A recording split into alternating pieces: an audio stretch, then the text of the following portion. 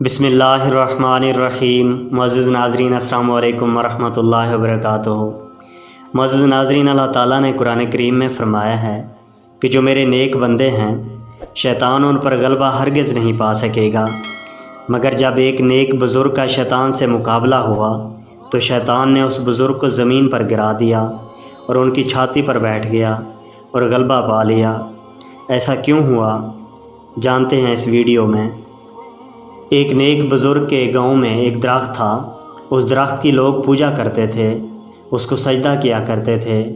تو ان بزرگ نے ٹھان لی اپنے دل میں کہ اس درخت کو میں ضرور اپنی کلہاڑی سے کاٹ دوں گا اور اس کو جڑ سے مٹا دوں گا، اس لیے کہ یہ کفر و شرک کا ذریعہ بن رہا ہے۔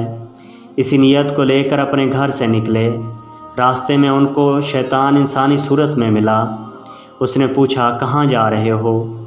اس بزرگ نے کہا کہ اس درخت کو جڑ سے کاٹنے کے لیے جا رہا ہوں جس کی لوگ پوجا کرتے ہیں۔ یہ شرک ہے، میں اس کو برداشت نہیں کر سکتا۔ شیطان نے کہا کہ تم اس درخت کو نہیں کاٹ سکتے۔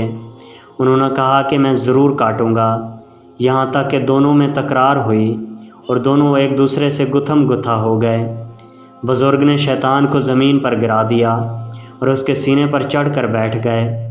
شیطان بڑا مکار ہوتا ہے۔ اس نے کہا کہ اچھا ٹھیک ہے، ایک کام کرتے ہیں کہ آپ اس درخت کو کاٹیں گے، آپ کو کیا ملے گا؟ کوئی فائدہ تو نہیں ہوگا۔ اگر آپ نے اس درخت کو کاٹ دیا، کوئی اور درخت ہوگا، اس کی لوگ پوجا کرنے لگیں گے، اس سے کیا فائدہ ہوگا؟ بہتر یہ ہے کہ میری طرف سے آپ کو روزانہ آپ کے تکیے کے نیچے ایک اشرفی مل جایا کرے گی، لیکن شرط یہ ہے کہ آپ درخت کو نہیں کاٹیں گے۔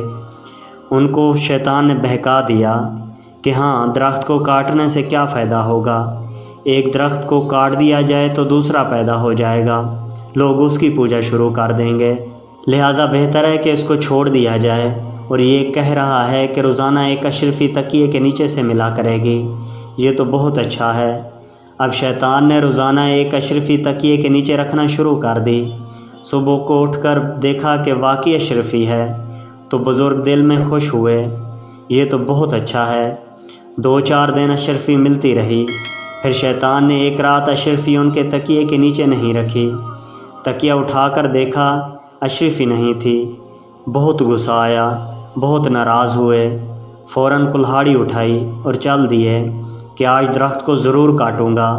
راستے میں پھر وہی شیطان بوڑھے کی شکل میں ملا اور پوچھا کہ کہاں جا رہے ہو؟ کہا درخت کو کاٹنے۔ بولا آپ نہیں کاٹ سکتے۔ انہوں نے کہا کہ میں ضرور کاٹوں گا۔ پہلے کی طرح پھر لڑائی ہوئی۔ اس مرتبہ شیطان نے اللہ والے کو زمین پر گرا دیا اور ان کے سینے پر چڑھ کر بیٹھ گیا۔ انہوں نے پوچھا کہ 2-4 دن پہلے تیرے اندر کوئی طاقت نہیں تھی اور میں نے تجھے زمین پر گرا دیا تھا، اتنی طاقت تیرے اندر کہاں سے آ گئی کہ آج تو نے مجھے زمین پر گرا کر میرے اوپر سوار ہو کر بیٹھ گیا ہے؟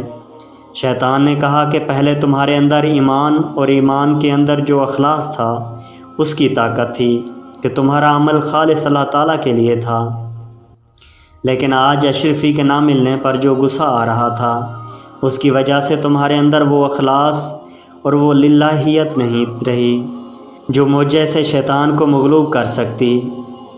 معزز ناظرین، اس سے معلوم ہوتا ہے کہ اسلام میں پورے کو پورے داخل ہونے کا مطلب یہی ہے، یعنی ہمارا کوئی کام شریعت سے باہر نہ ہو، صرف اور صرف ہمارا ہر کام اللہ تعالیٰ کی رضا، تعالیٰ کی خوشنودی کے لیے ہونا چاہیے۔ حضور اکرم صلی اللہ علیہ وسلم نے ارشاد فرمایا کہ جب انسان نیک عمل کرنا چاہتا ہے تو سب سے پہلے نفس اس کے لیے رکاوٹ بنتا ہے۔ اگر انسان نفس پر غالب بھی آ جائے تو پھر اس کی بیوی اور بچے اس کے مخالف بنتے ہیں، اور اگر ان پر بھی غالب آ جائے تو پھر معاشرہ اور سماج مخالف بنتا ہے۔ مثال کے طور پر ایک آدمی چاہتا ہے کہ میں خالص شریعت کے مطابق شادی کروں، حالانکہ شریعت کے مطابق شادی کرنے کا معاملہ بڑا عجیب و غریب اور آسان ہے، وہاں تو کسی قسم کی تکلف کی کوئی گنجائش نہیں، مگر دنیا کی رسم و رواج میں وہ ایسا بندھا ہوتا ہے کہ شریعت کے مطابق عمل کر ہی نہیں سکتا۔